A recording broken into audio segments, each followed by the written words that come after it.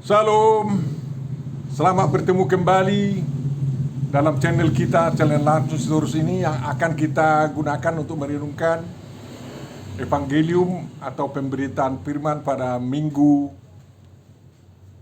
Advent keempat tahun 2023, tanggal 24 Desember 2023. Dan marilah kita dukung channel ini dengan subscribe, saling mengajak untuk itu, dan menyebarkan channel ini juga kepada kawan-kawan kita, serta mendukungnya dengan memberikan tupak untuk memulai perenungan kita. Mari kita terima penyertaan dari Tuhan kita.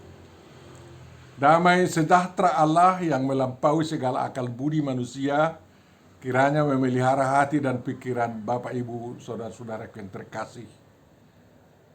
Amin. Firman yang akan kita renungkan ditentukan dari Yesaya 35 ayat 1 sampai 4. Mari kita baca dengan seksama. Padang gurun dan padang kering akan bergirang, padang belantara akan bersorak-sorak dan berbunga. Seperti bunga mawar ia akan berbunga lebat, akan bersorak-sorak. Ia bersorak-sorak dan bersorak-sorai. Kemuliaan Libanon akan diberikan kepadanya, semarak Karmel dan Saron. Mereka itu akan melihat kemuliaan Tuhan, semarak Allah kita. Katakanlah, kuatkanlah tangan yang lemah lesu, dan teguhkanlah lutut yang goyah. Katakanlah kepada orang-orang yang tawar hati, kuatkanlah hati, jangan takut. Lihatlah, Allahmu akan datang dengan pembalasan dan dengan ganjaran Allah. Ia sendiri akan datang menyelamatkan kamu. Demikian firman Tuhan, Bapak, Ibu, saudara-saudariku yang terkasih. Dan kita ketahui yang berbahagia adalah orang yang mendengarkan, memelihara, memahami, menghayati, menghidupi, dan melakukan firman Tuhan. Amin.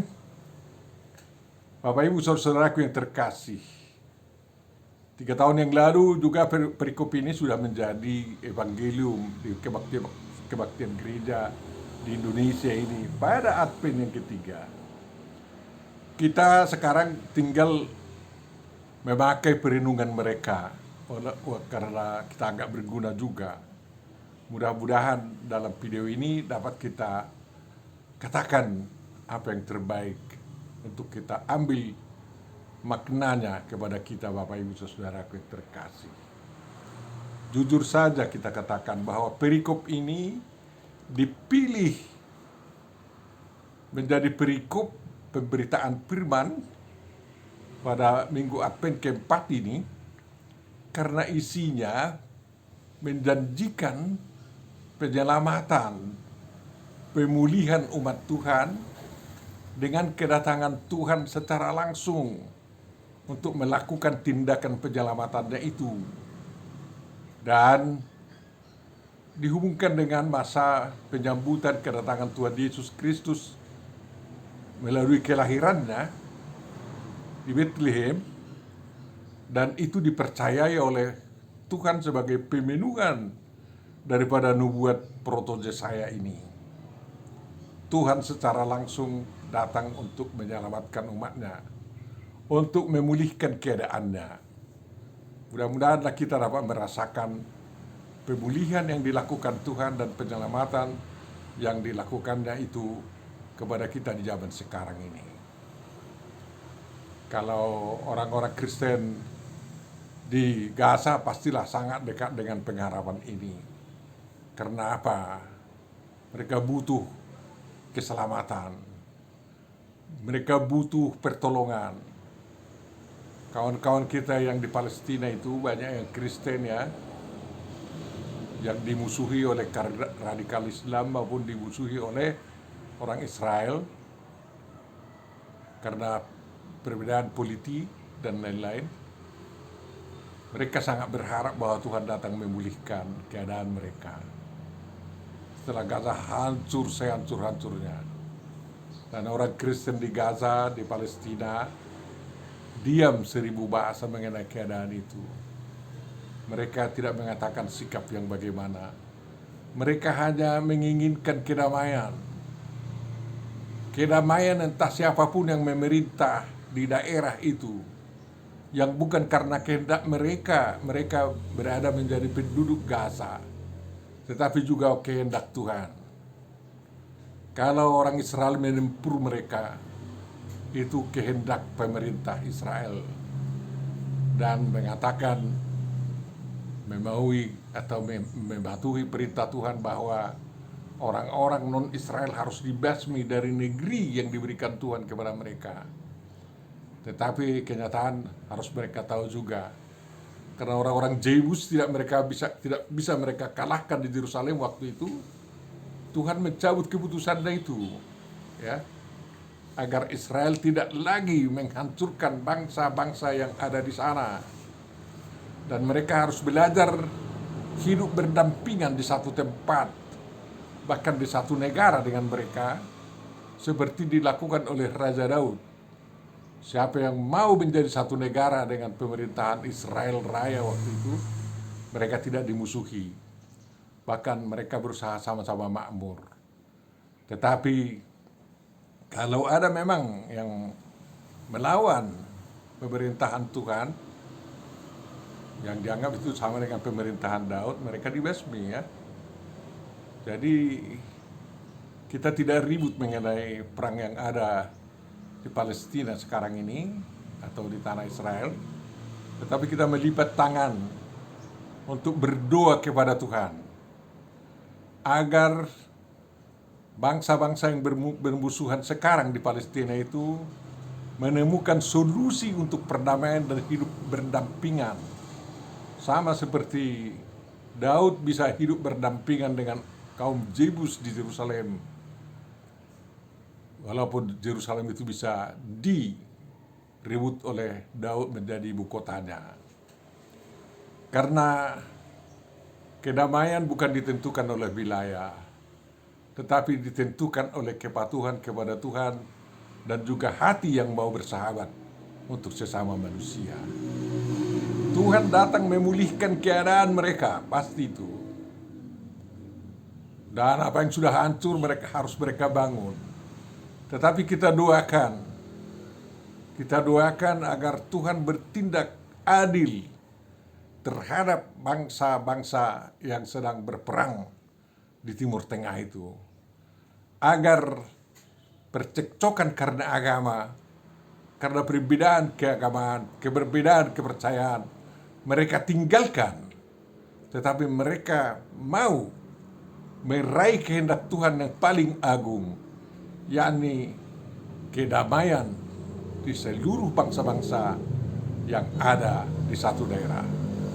Tuhan tidak menginginkan adanya perang, adanya permusuhan, dan penderitaan yang tak berguna itu harus dihapuskan dari muka bumi. Indonesia sudah tegas mengatakan bahwa penjajahan tidak sesuai dengan peri kemanusiaan dan peri keadilan. Maka penjajahan dalam bentuk apapun itu harus dihapuskan. Walaupun suatu suku bangsa berada di satu negara seperti di Indonesia sangat beraneka ragam, tetapi semuanya suku-suku bangsa di Indonesia tidak ada yang merasa terjajah oleh suku yang lain. Mereka sama-sama bisa mengisi kemerdekaan yang diraih secara bersama-sama itu. Orang Palestina dan orang Israel mengaku satu Tuhan. Dan mereka agak berbeda mempercayainya memang. Tetapi mereka harus tunduk kepada keinginan damai yang dari Tuhan, yang diinginkan oleh Tuhan. agar semua hidup bisa berdampingan seperti dikatakan oleh Tuhan kepada Daud, jangan basmi lagi suku Jebus itu, tetapi mereka berada berdampingan dengan kamu sebagai batu uji bagimu. Apakah kau setia kepada Tuhan? Itu memang menjadi pedoman bagi kita. Adanya suku-suku lain yang berbeda keagamaan, kepercayaan kepada kita, menjadi batu uji kepada kita. Apakah kita setia bertuhan kepada Yesus Kristus? Hari ini kita merenungkan bahwa keadaan bangsa-bangsa, keadaan hidup kita akan dipulihkan oleh Tuhan. Dan itu sudah berlangsung, pemulihan itu di dalam Yesus Kristus yang datang untuk menyelamatkan umat manusia dari perbudakan dosa. Dan Mazmur atau Yesaya 35 ini yang ditulis oleh oleh Yesaya sebagai Mazmur merupakan cita-cita bagi bangsa Israel dan bagi bangsa-bangsa juga. Cita-cita bagi kita. Karena kalau kita baca ayat 5 sampai ayat 10 sampai akhir daripada pasal ini, sungguh indah. Pada waktu itu mata orang-orang buta akan dicelikkan, telinga orang tuli akan dibuka. Pada waktu itu orang lumpuh akan melompat seperti rusa, dan mulut orang bisu akan bersorak-sorak. Sebab mata air memancar di padang gurun, dan sungai di padang belantara. Tanah pasir yang hangat akan menjadi kolam, dan tanah gersang menjadi sumber-sumber air. Di tempat serigala berbaring akan tumbuh tebu dan pandan. Di situ akan ada jalan raya yang akan disebutkan jalan kudus.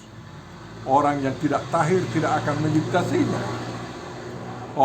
Orang pandir tidak akan mengembara di atasnya. Di situ tidak akan ada singa, binatang buas tidak akan menjalaninya, dan tidak akan terdapat di sana orang-orang yang diselamatkan akan berjalan di situ. Dan orang-orang yang dibebaskan Tuhan akan pulang dan masuk ke Sion dengan bersorak-sorai. Sedang sukacita abadi meliputi mereka. Kegirangan dan sukacita akan memenuhi mereka. Kedukaan dan keluh kesah akan menjauh. Bapak Ibu saudara-saudaraku yang terkasih, itulah nubuatan Yesaya yang berupa Mazmur ini, berupa harapan yang sangat luar biasa bagi bangsa Israel dan bagi bangsa-bangsa sebenarnya. Kalau memang mau hidup bersama di dunia ini. Jalan itu jalan kudus. Mengapa kudus? Karena yang dipercayai adalah Tuhan yang kudus, dan Tuhanlah yang membangun jalan itu. Dan apa yang dikatakan oleh Yesus, akulah jalan kebenaran dan hidup, itulah jalan kudus. Jalan kudus itu harus penuh dengan perdamaian. Makanya di sana tidak berjalan memang orang-orang yang tidak tahir dan orang-orang pandir. Orang-orang yang melawan Undang-Undang Dasar 45 seperti Indonesia jangan berjalan di jalan di Indonesia, kan gitu. Orang yang tidak patuh terhadap Pancasila dan tidak mempraktikkan hidup Pancasilais di Indonesia, jangan hidup di jalan yang ada di Indonesia. Itu maksudnya kira-kira bandingkan dah. Nah, kalau ada memang sekarang jalan di Israel, ya jalan di Sa'rawin yang paling panjang, jalan tolnya itu, ya di sana memang berjalan orang-orang yang patuh lah. Dan di Gaza pun sebenarnya harus ada orang-orang yang patuh kepada kebersamaan. Jangan lagi saling bermusuhan. Karena permusuhan itu harus dihapuskan dari muka bumi. Makanya Tuhan Yesus mengajarkan, kasihilah musuhmu. Doakanlah orang yang membenci engkau dan yang selalu berniat jahat kepadamu, kata Tuhan Yesus kan. Sebelum itu meresap ke dalam hati setiap orang yang berbangsa berada di satu wilayah, mereka tidak akan bisa hidup damai dan sulit pemulihan mereka. Kita pun begitu. Kalau di rumah kita pun tidak ada saling mengampuni. Kalau memang masih permusuhan ada antara anak dan orang tua, antara orang tua laki-laki dan orang tua perempuan saling bermusuhan. Tidak ada pasti damai, tidak ada, sulit sekali pemulihan. Dan akarnya adalah dosa. Orang selalu memperhitungkan dosa, dosa, dan dosa. Sehingga orang saling menuduh, saling melecehkan, saling menghantam, dan saling mengatakan kata-kata kotor kepada orang yang dianggapnya berdosa itu. Dan itulah sebagai tanda bahwa sangat sulit dipulihkan, diselamatkan. Tuhan Yesus mencabut itu, ya. Tuhan Yesus mencabut akar permusuhan, akar kebencian, akar dari segala perbuatan jahat dan kata-kata kotor itu. Kalau itu sudah tercabut dan dibuang, harus diganti dengan hati yang kudus, harus diganti dengan mulut yang kudus, kata-kata yang kudus, dan tidak lagi pandir, dan tidak lagi kotor, tetapi tahir. Tahir artinya bersih. Itulah orang yang dipulihkan Tuhan. Bapak Ibu saudaraku, kalau memang sejarah Israel ini kita ikuti di zaman kemerdekaan ini, sejak tahun 48 sampai sekarang, apa yang dikatakan oleh Yesaya di 35 ini sudah terjadi di sana. Padang gurun itu menjadi penuh tanam-tanaman, ya, di sana semua. Pada zaman Tuhan Yesus sudah dibukakan mata orang buta, dibuka telinga orang tuli, dibuat melompat-lompat orang lumpuh, dan lain-lain. Padang gurun sekarang sudah dialiri dengan air tawar sehingga bisa disawahi, ditanami tanam-tanaman yang sangat indah. Bukan ada lagi bunga mawar atau bukan bakung di sana yang sangat banyak. Hampir seluruh tanaman yang ada di seluruh dunia bisa ditanam di Israel karena iklimnya mengizinkan begitu. Ya, tanahnya pun mengizinkan begitu. Ada yang ditutupi es, ada yang musim kering, ada yang musim bunga, ada yang musim semi, ada yang musim dingin, ada yang selalu panas, dan ada yang sampai gurun, dan tanahnya pun ada yang di bawah laut sampai di bawah 500 meter di bawah permukaan laut. Semuanya ada di sana, ya. Dan air tawarnya juga ada, daun-daunnya pun ada, semuanya disediakan Tuhan. Sama seperti di Indonesia, semuanya disediakan Tuhan. Tuhan memberkati otak manusia, orang Israel juga, dan orang kita juga kalau mau memberkati agar bisa mengolah semuanya perbuatan Tuhan ini. Demi apa? Demi terwujudnya dan nampaknya buah-buah keselamatan yang telah dilakukan oleh Tuhan kepada umatnya. Ya, kalau tidak ada pengolahan, mana mungkinlah padang gurun dan padang kering akan bergirang. Padang belantara akan bersorak-sorak dan berbunga seperti bunga mawar yang akan berbunga lebat. Kalau tidak ada pengolahan, kalau tak double semua, mana ada itu? Kalau padang gurun harus dialiri dan otak manusia bisa mengerjakannya. Israel sekarang, dan itu bisa kita lakukan kalau kita mau juga, sudah ada mesin diletakkan di mana saja, sudah bisa menangkap air, menangkap uap air itu menjadi air yang sangat bersih, steril untuk diminum. Kalau kayak gitu ribuan diletakkan juga di padang pasir, ya mereka bisa menjadi berair. Dan kalau sudah padang pasir berair, tidak ada lagi gurun, tidak ada lagi tidak ada lagi badai gurun, ya, karena sudah basah semua kan. Dan kalau tidak sudah basah semua, semakin lancarlah kehidupan, bertumbuhanlah dari tanah itu tanaman-tanaman yang indah. Sama seperti pada penciptaan pertama, setelah datang hujan membasahi tanah, bertumbuhanlah tanaman-tanaman itu kan, kayak gitu. Jadi itulah sorak-sorai padang gurun kalau sudah bisa ditanami dengan tanaman-tanaman yang sangat berguna kepada manusia. Jadi bukan hanya berterompet-terompet mereka kan. Kalau sudah banyak pohon memang saling bergesekan, ngik-nguk itu ya nyanyian mereka lah itu. Kan kayak gitu. Tanda sorak-sorai. Kalau tidak ada pohonnya, mana ada yang bersorak-sorai. Tak mungkin itu. Hanya angin berembus, ya, debu daripada badai gurun yang menghanguskan karena sangat panas kan. Sekarang gurun Sinai sudah mulai ditanami kan kayak gitu. Sangat disayangkan ini perang ini. Sebenarnya tanah suci itu sangat bisa menjadi berkat bagi seluruh bangsa. bagi Palestina dan bagi Israel. Dan itu dimungkinkan menurut undang-undang nasional, internasional dan undang-undang nasional juga. Hanya sayang, ada banyak orang yang tidak merasa senang kalau dia tidak memerintah, dan tidak berkuasa, kalau tidak diduduki hak-hak orang lain. Kalau dia tidak bisa sanggup menindas orang lain, dia mengangkat perang sampai bisa katanya. Ya. Ya, itu kaum radikal Hamas kan menginginkan Israel hapus dari dunia ini. Jadi sekarang Israel menginginkan Hamas itu harus hapus dari dunia ini. Ngerilah kayak gitu kan. Jadi mana mungkin bersorak-sorai lagi. Nangislah semua gurun kita itu. Gurun itu nangis. Karena hancur semua. Ya. Kalau ke gurun itu lepas bomnya kan hancur semua. Hancurlah. Jadi nangislah mereka. Padahal Tuhan menginginkan agar mereka bersorak-sorai dengan penuh tanam-tanaman yang berbuah lebat. Ya, Lebanon itu sangat terkenal dengan apanya? Dengan keindahannya, pohon aras di sana. Ya, Lebanon sekarang dihancurkan juga ya karena perang itu.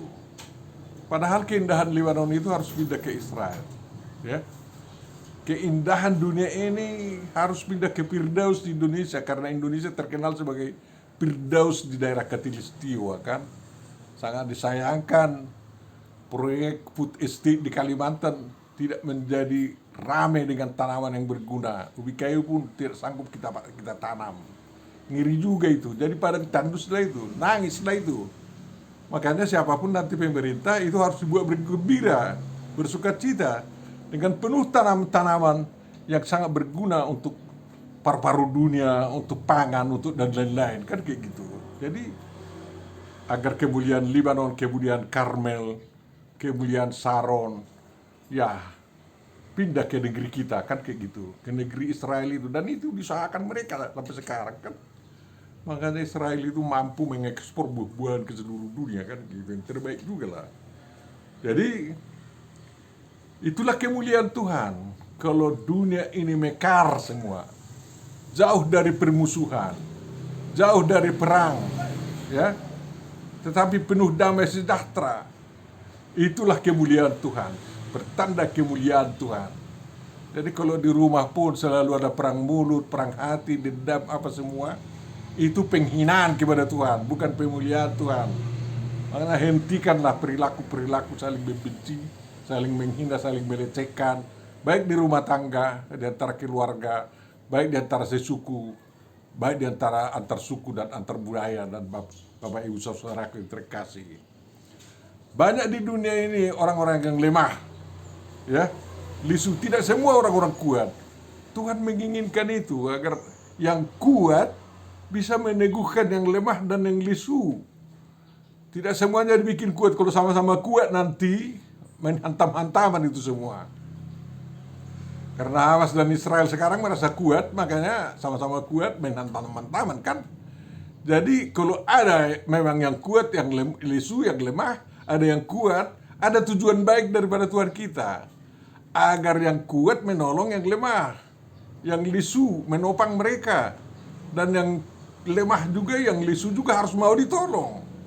Karena banyak orang miskin, orang lemah, ya tidak mau ditolong. Ya, heran kita melihat itu. Ya.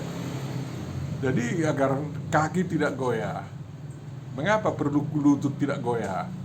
Karena lutut kita itu kaki kita yang membawa kita menjalani jalan ini kan. Ada yang mendaki, ada yang menurun, ada yang menaiki tangga dan lain-lain. Kalau sudah kaki goyah, lutut goyah, tidak mungkinlah sakit itu, osteoporosis nanti susah. Jadi itu harus diteguhkan, bukan hanya dengan pil saja, bukan hanya dengan minyak panas, bukan. Tetapi dengan persahabatan yang sangat luar biasa, ya. Kalau ada yang sudah mau jatuh-jatuh berjalan, ya harus ada orang yang menopang, berjalan di sampingnya, kan kayak gitu. Maka indah kehidupan ini. Kita tidak perlu tawar hati menuju kedamaian, walaupun sudah sangat sengit sekarang, sangat jauh kedamaian itu, tak perlu kita tawar hati. Harus kita kejar terus sampai berhasil. Maka harus kita kuatkan hati, agar kita jangan takut mencapai yang baik dan melakukannya. Karena apa? Biarlah Tuhan, di tangan Tuhanlah pembalasan, kan? Tuhan yang punya hak untuk membalaskan dosa-dosa dan membalaskan kejahatan dan mengganjarnya dengan hukuman yang sangat berat. Tetapi di sisi lain Tuhan datang menyelamatkan. Keselamatan itulah yang harus kita sambut.